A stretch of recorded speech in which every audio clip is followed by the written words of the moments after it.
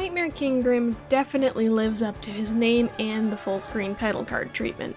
This fight is fast, frantic, and incredibly tough, but with enough practice and patience, he can be toppled. Going into the fight, the most important thing to remember is don't panic.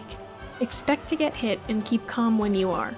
True to his name, he thrives on panic and will absolutely melt you if you freak out. It can be helpful to think of the fight as a dance, with Grimm leading. Each of his moves is a call for which you must have a consistent response. Being cornered is likely to get you hit in this fight, so try to stay roughly in center stage. Try to avoid walking around too much between attacks too, to reduce the chances of an attack taking you by surprise. In this video, you'll see me taking on Grimm without endgame equipment. This is not recommended. Going into the fight with a fully upgraded nail, all 9 masks, all the charm notches, and as much experience with endgame bosses as possible will save you a lot of pain. With Grimmchild equipped, your build options are somewhat limited, but there are several charms that can help make this fight less painful. Quick Focus makes healing much easier. With this charm, you have a window to heal 1 mask after nearly every one of Grimm's attacks, and can heal 3 masks during his stagger. Shape of Un gives you even more healing windows. In particular, during the Fire Pillar's attack, you can easily heal 3 masks, or possibly more if you're fast. Sharp Shadow is especially useful for closing distance, getting in some bonus damage, and it can be very helpful when positioning yourself to dodge his uppercut. Long Nail can be helpful for making the timing of pogoing off of his head easier, and can help you get a hit in before he teleports if you're a little far away. Unbreakable Strength is wildly good for this fight. Hitting him with spells can be difficult, so focusing on nail damage is a good way to go. Nailmaster's Glory can also be helpful if you decide to focus on nail arts for damage. Dash Slash and Great Slash are probably your best bet. My strategy for Grimm is very nail-focused, and as I said earlier, Grimm leads the dance and I follow. For the Fire Bat's attack, jump over the second bat, then dash towards Grimm. You can usually hit him once or twice before he disappears, or alternatively, with Quick Focus, you can heal 1 mask as soon as you land. For the Dive Dash, first jump into the air to avoid the dive.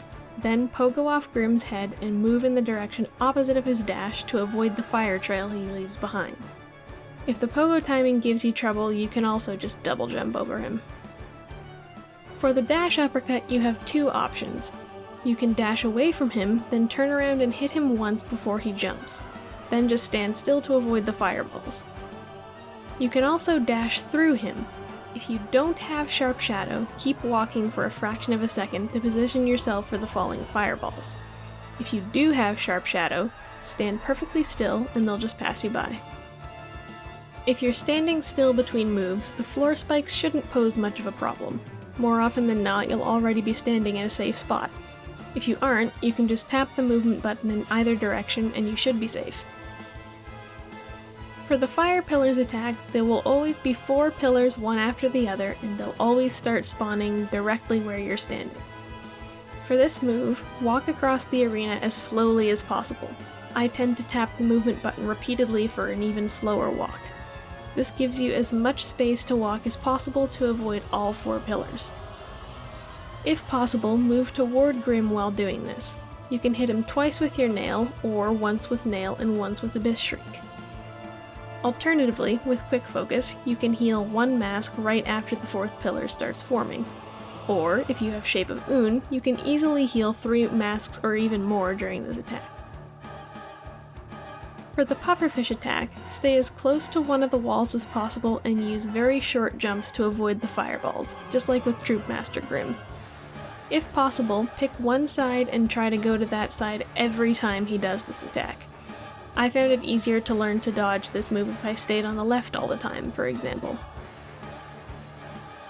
Above all else, remember that this is just one strategy for fighting him. If my tips don't work for you, toss them out and keep experimenting.